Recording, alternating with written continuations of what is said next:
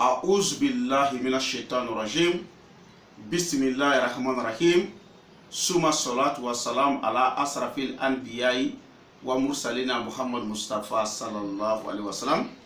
Assalamu alaikum ya jama'atul muslimina wal muslimat wal mu'minina wal mu'minat. Amma bad. An kelen ka taga ɲini setigi ala fɛ a kan kisi ka bɔ shaitanɛ dangatɔ in tɔɔrɔ ma. O kɔfɛ an b'an sinsin setigi ala tɔgɔ ye min y'a daminɛ n'a b'a laban. O kɔfɛ an bɛ sɔlili Muhammad Mustafa kan n'o ye kisi ni nɛɛma ye ala k'o jidi a kan. Ka bɛɛ lajɛlen foli silamɛya foli n'o ye assalamu alaikum wa rahmatullahi ta'ala wa barakatuh. Alhamdulillah an bɛ ala tanu suma alhamdulillah ka sin ka ala tanu alhamdulillah rabbil alamina. Tanu belebeleba o bɛ sɛmɛ o ala kelen de la. Bi an ka sigi kun ye jumɛn ye? O ye message de ye k'a lase diɲɛ bɛɛ ma. Komi san o san mɔgɔw y'u an dɔnni o ye diɲɛ fan 14 bɛɛ kɔnɔna na. K'a daminɛ Europe la ka taa se Asie ma ka taa se continent américain ma ka taa se pays Maghreb ninnu ma Afrique kɔnɔna o fan o fan bɛɛ lajɛlen mɔgɔw y'an dɔnni o ye. O ye jumɛn ye? San o san ni nin wagati sera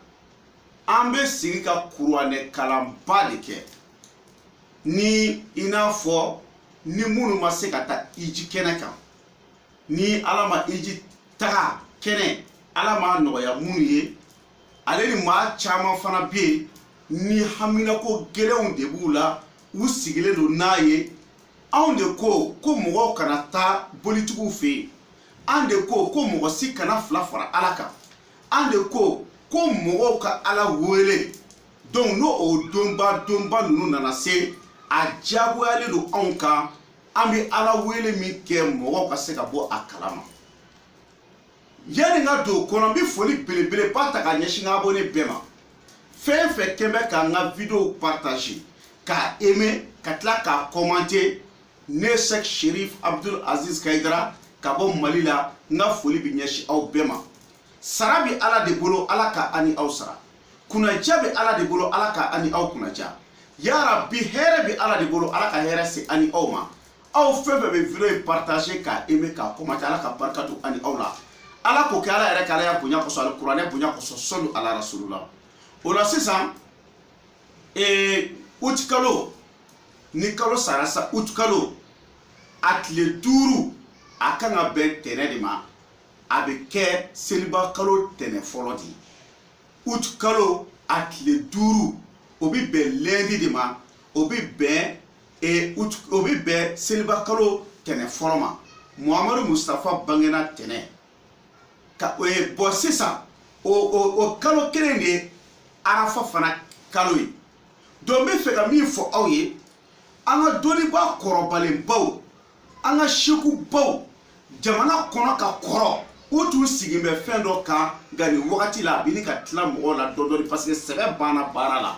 a tɔ kɛra tulonkɛ ye. Bon an ye mun ye u la, an ka cɛkɔrɔbaw y'an lasigi k'a fɔ o don walahi o don ye Musa Jabu don ye, o don ye Duwawu Jaabi don ye, wa o don o ye i n'a fɔ ni hamu mun b'i la n'i y'a ɲini ala fɛ a ka ca ala fɛ ni ala hinɛn'i la o don ala b'o hamu nɔgɔya. Ka bɛn tɛnɛ ma août kalo le 5 août 2019 an kɛ bɛ ka kuranɛ kalanba dɔ labɛn. O tuma na kɔnɔnajɛya don k'a ɲɛsin diɲɛ bɛɛ ma. I ye karamɔgɔ ye o t'a la, i tɛ karamɔgɔ ye o t'a la, i bɛ YouTube sanfɛ o t'a la, i bɛ Facebook sanfɛ o t'a la. Diɲɛ bɛɛ ka bɛɛ wele bɛɛ lajɛlen ka se ka sɔrɔ a kuranɛ kalan in na. Ale bɛ kɛ san kɔnɔ siɲɛ 1 ka bɛn seliba kalo yɛrɛ ma, ka bɛn seliba kalo ma. Est ce que mɔgɔ n'an ye faamu? San o san an b'a kɛ, a kɛra ala ɲɛna.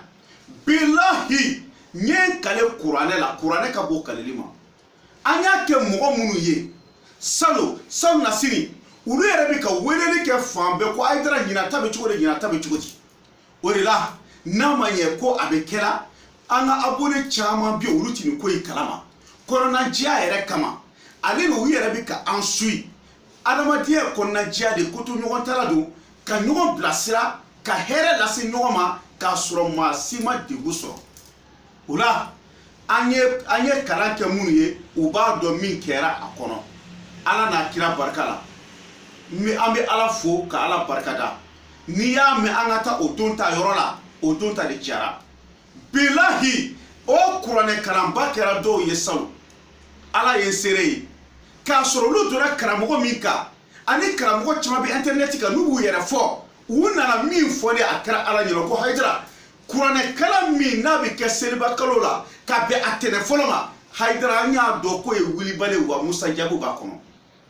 bilahi a don ni bi cɛ maa min bɔra kaso la a bɛɛ ni kuranɛ cɛ ni ala yɛrɛ tɛ an t'a da dɔn maa joli joli bɛ jamana kɔfɛ n'u y'a participer ka assister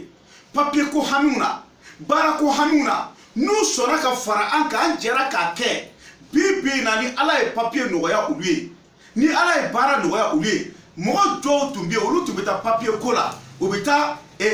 taa papier ko yɔrɔ la question bɛ poser kunna u ye min k'a la fo ka taa fɔ k'olu yɛrɛ tɛna papier sɔrɔ u yɛrɛ ŋaniya la nka olu y'u sen don kuranɛ kalan na ala barika la walahi bi olu b'a fɔ ko alhamdulillah muso joli joli bɛ yen cɛw bɛ tile ka tugu kɔ n b'i fɛ u girin k'a ye k'a to yen n b'i fɛ u bɛ girin ka muso ye k'a to yen ne ni ala cɛ olu y'u sen don kuranɛ kalan in na u seko ye min ye u y'a k'a la a kɛra ala ɲɛna bi alhamdulillah dɔw yɛrɛ bɛ avion ta ka na ne fo yan k'a sɔrɔ depuis ala k'u da u ma deli k'a ɲɛ danaya dɔrɔn don u ye n ye video la tan dɔrɔn ka danna yastagfuna minanas wala yastagfuna minallah ne ye de fɔ karamɔgɔ ye ni adamadenw y'aw jigi da aw kan k'a b'u dɛmɛ a y'a bila aw kunkolo la ko ala ɲɛ bi aw la wallahi ala ɲɛ bi aw la u ye dɛmɛ di aw ma a k'u dɛmɛ cogo min aw fana k'aw jija a k'u dɛmɛ ten aw bɛ se ka dogo olu la mɛ maa si tɛ diɲɛ kɔnɔ min bɛ se ka dogo ala la bilahi maa tɛ se ka dogo ala la banabaatɔ joli de bɛ yen n'olu tun dan bɛ kɔnɔnafili bana na u ye dɔgɔtɔrɔso hakɛ min kɛ ni ala tɛ mɔgɔ t'a da dɔn u taara fan caman ka visite sugu bɛɛ kɛ u ka bana na ɲɛma sɔrɔ a la nka olu y'u sen don ni kuranɛ kalan in na ala n'a kira barika la alhamdulillah ala sɔnna olu kɛnɛyara mɔgɔ joli joli bɛ yen bɛnbaliya tun bɛ duw kɔnɔ jamana kɔfɛlaw la denw tɛ sɔn u faw ka kuma lamɛnni ma denw tɛ sɔn u baw ka kuma lamɛnni ma fa ni baw denw k'u bolo t'a dɔn b'u kɛ cogo o cogo n'u ye ko o ko ɲini u fɛ ça va pas denw tɛ sɔn fa ta ma u tɛ sɔn ba ta ma u kɛn bɛ denlenkanw ye walahi u yɛrɛ tɛ se ka sunɔgɔ denw ka hami fɛ nka olu y'u sen don kuranɛ kalan na k'an ka kalan kɛ ka dugawu kɛ denbaya ye ala barika la olu denw bɛ don da kelen fɛ bi u bɛ bɔ da kelen fɛ misantati joli joli tun bɛ foyer kɔnɔ foyer caman bɛ yen y avait des misantati là-dedans mais olu ye kuranɛ kalan in participer u y'a assister u seko ye min ye u y'a k'a la ala barika la bi bi na olu ka du kɔnɔna alhamdulillah an b'o fɔ u n'a ɲɔgɔn caman mɔgɔ caman bɛ yen olu bɛ jamana kɔfɛla la ale de bɛ afiriki yɛrɛ u bɛ commerce de kɛ u bɛ jago de kɛ mais jago tɛ ka se ka ɲɛ u bolo commerce u b'a kɛ a tɛ ka ɲɛ u bolo bon o n'a ɲɔgɔn caman an ye kuranɛ kalan in kɛ ka bɛn o don ma i n'a fɔ le 5 août min bɛ nalen o ɲɔgɔn ta ma ala barika la alhamdulillah olu ye ɲɛ sɔrɔ ka jago la maa joli joli bɛ yen olu tun ye balɔntanaw ye mais u bɛ fɛ ka tɔgɔ sɔrɔ balon na ka ɲɛtaga sɔrɔ balon na ka hɛrɛ sɔrɔ balon na wallahi u y'u sen don k'u bolo don dɔw yɛrɛ bɛ yen n'u mana yɛrɛ tɛrɛ kan ka bɔ dɔrɔn olu bɛ bana u yɛrɛ ma dɔw yɛrɛ bɛ yen n'u ye jeu kelen jeu fila kɛ n'u sen ma kari fɛn dɔ bɛ k'u la u ye ko sugu bɛɛ kɛ ça va pas nka olu y'u sen don ni kuranɛ kalan na ala n'a kira barika la bi na alhamdulillah an bɛ ala fo ka ala barikada a dɔw yɛrɛ nana fo ne yɛrɛ fɛ ka na n féliciter so kɔnɔ ne tɛrɛ ne tɛ se foyi la ni ne ko ne bɛ se fɛn na n ye nkalon tigɛ ala ko kuranɛ kɔnɔ a ko la hawla wala quwata illa billahi el alul azim setan ye fanga ta na setigi ni fanga tigi ala kelen pewu de an jigi sɛmɛ bɛ ala de la n'o y'a sɔrɔ an bɛ ka fɛn wɛrɛ bato min ti ala ye n y'a ɲini ala fɛ ala k'o tiɲɛ barisa o kɛn bɛ ka mɔgɔw kɔnɔnafili ko ni mɔgɔ o mɔgɔ y'u nin duwawu in kɛ k'i b'a ye ko tigi mɔgɔ bɛ dilan k'e sigi o ko fɛn dɔ tɛ anw bolo an bɛ ka min fana bato ka fara ala kan wa abonnew ani aw minnu bɛ ka video partager a y'i tɛgɛrɛ fɔ ko ne Hayidara y'a f'u ɲɛna ko ni fɛn wɛrɛ de bɛ ne bolo n'o de bɛ ka mɔgɔw mago dilan n'o de bɛ k'a to n'u nana u sen don ko in na ala bɛ k'u mago dilan ni fɛn wɛrɛ de b'a la min tɛ ala ye ala k'u tiɲɛ amaba o n'a ɲɔgɔn caman ba mɔgɔ dɔw tun bɛ yen olu musow tun bɛ jamana kɔnɔ yan u tun b'a fɛ ka u musow lata extérieur la solution ma sɔrɔ a la u ye ko bɛɛ kɛ kokisɛriw namaratɔw u y'u ka wari bɛɛ dun fo ka n'u sigi u sen samara kɔnɔ o jigi tigɛlen y'u sen don nin ko in na ko k'u ka dɛmɛ kɛ a la walahi a dɔw muso filaw fɛ yen nɔ o n'a ɲɔgɔn caman caman bon dɔw ka denko gɛlɛyara u ye denw ɲini ko u ye den ɲini ka dɛsɛ tu ko den tɛ se ka sigi kɔnɔ na donc den c'est à dire ko den tɛ se ka basigi ko den tɛ se ka basigi kɔnɔ na o n'a ɲɔgɔn caman caman o nana kɛ mun de nana k'a la ala sɔnna a ma olu ka denko ɲɛnabɔra bon adamaden ne bɛ nin de fɔ aw ye yanni ka t'i jigi da fɛn wɛrɛ kan i jigi da ala kan fa'alu lima yurid fɛn min ye ale ala jɛ ale ala b'o de kɛ ne bɛ ka min fɔ aw ye hakilima ye ne bɛ k'a fɔ aw ye ne ye hakilima ye aw minnu bɛ ka ne lamɛn aw b'a dɔn min b'a la ka kuranɛ kalan an bɛna kuranɛ kalan de k'a jigin bilahi a kɛra ala ɲɛna an bɛna kuranɛ kalan ka jama fara ɲɔgɔn kan ka kuranɛ kalan siɲɛ 313 a y'a lamɛn dɛ siɲɛ 313 ne ye kuranɛ kalan ka ban o bɛ dépend ni minnu y'u seko k'a la parce que adamaden bɛ kuma ni ala camancɛ de la n'an nana kuranɛ kalan organiser an bɛ to ka misi faga n'an ye misi faga o b'a yira k'a fɔ minnu y'u sen don a la u y'u seko kɛ a la kosɛbɛ mais ni misi faga sen ma kɛ an ye an bɛ saga faga a la o y'a kɛcogo ye kuranɛ kalan de don k'a yira bɛɛ la fɛn t'a kɔ fɛn t'a ɲɛ an bɛna duwawu de kɛ mais an b'a dɔn duwawu min bɛ kɛ an b'a dɔn duwawu in a tɛ bin bilahi a don karamɔgɔw tɛ min dɔn n b'o f'u ɲɛna le 5 août 2019 ka bɛn lundi ma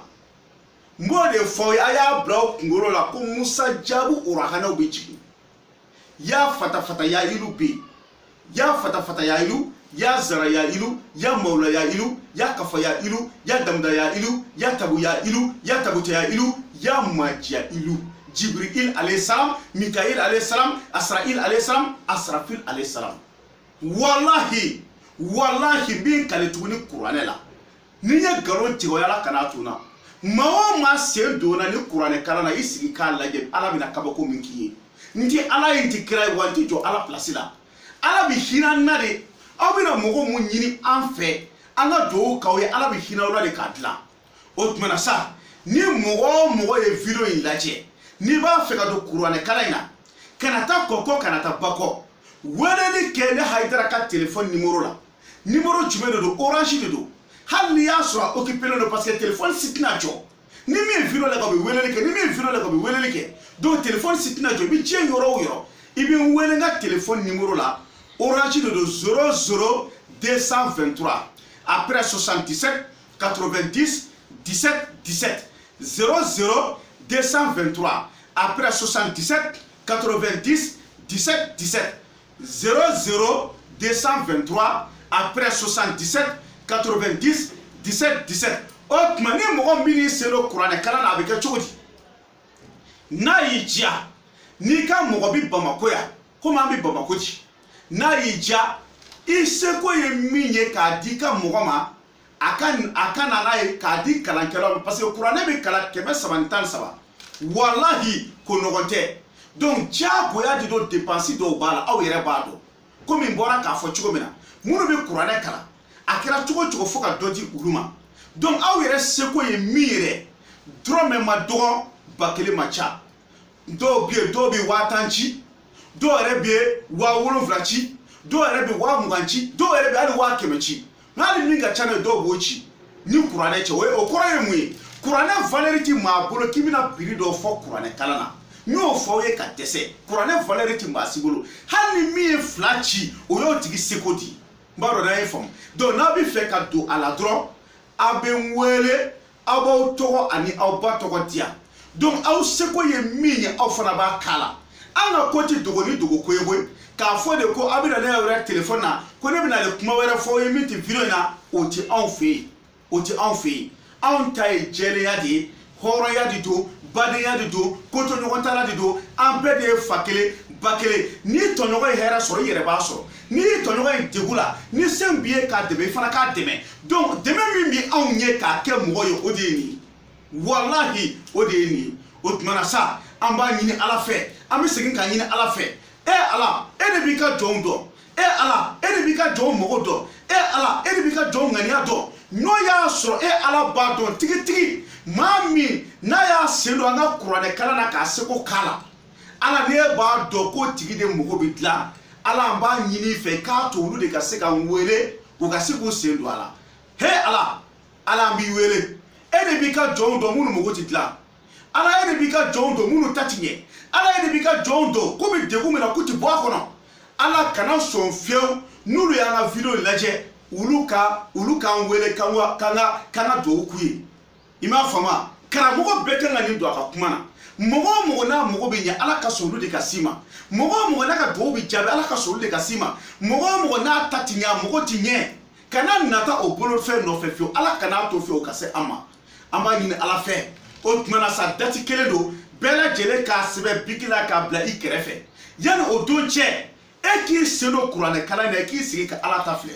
papier ko denko voisin ko wala mana hamna ko were bila bana de bila ibi joro do na fe ibi bara yoro do reka saraka dogo ibi fe patron ma do fareka saraka e ni ka patron tika sika pe wala ma yere musoi e ni chetika sika pe wala ma e dembo bolo de tika so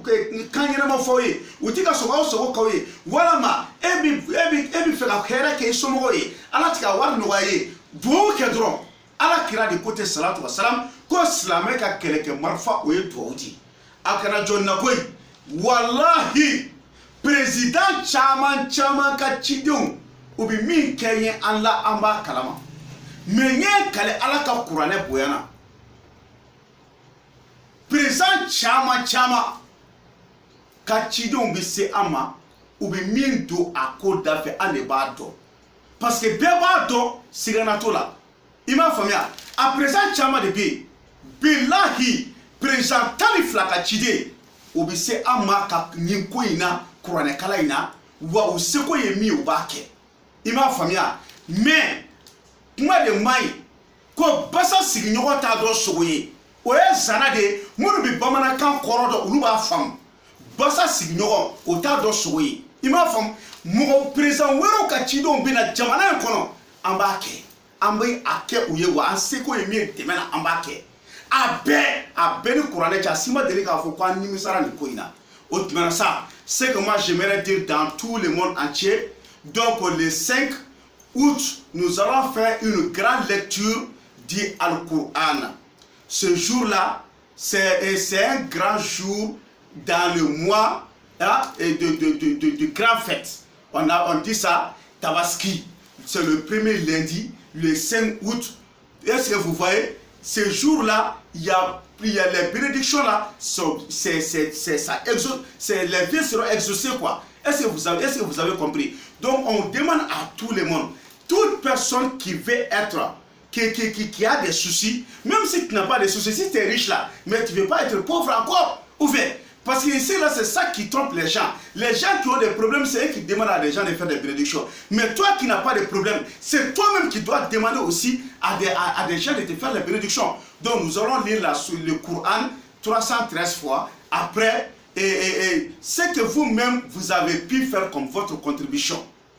Est-ce que vous avez compris? Ce que vous-même, vous avez pu donner comme contribution, c'est ça. On ne dit pas un prix dans ça, ça c'est à votre désir. Est-ce que vous avez vu? Donc c'est comme ça, donc j'appelle tout le monde d'écrire cette date, de laisser ça à côté de vous. Donc ce que vous-même vous avez décidé comme aide de faire là-dedans, il n'y a pas de problème. Est-ce que vous avez compris? C'est une grande lecture du Coran. Il y a beaucoup de gens qui disent que toute personne qui participe ça, leur vie sera exaucée. Parce que moi j'ai une autre chose que je suis en train d'adorer qui n'est pas Dieu. C'est ça qui est en train de faire que les gens, que leurs vies sont exaucées. Ce que je vous dis et je reprends encore. Si moi j'ai une autre chose qui est à côté de moi que je suis en train d'adorer qui n'est pas Dieu là. Si c'est ça qui est en train de faire, si c'est ça qui est en train d'exaucer les vies là, je demande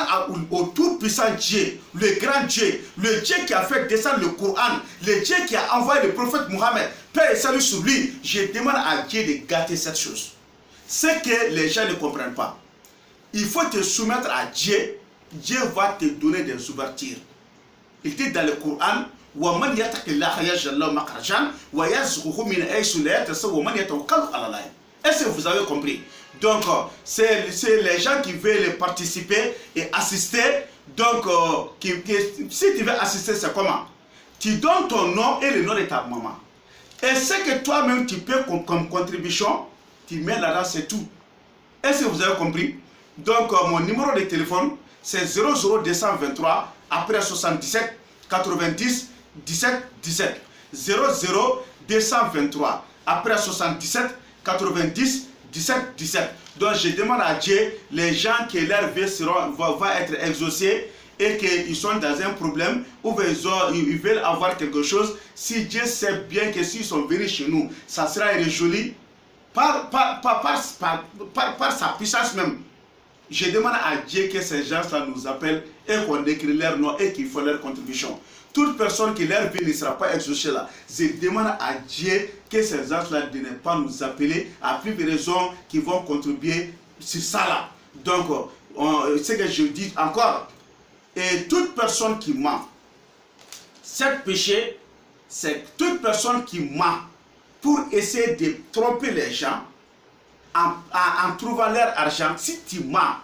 cet péché, c'est comme quelqu'un qui est en train de coucher avec sa maman au nom de Dieu. C'est ça que Seydina Ali a dit. Moi, d'abord, comme je tromper Koukawari, Seydina Ali, il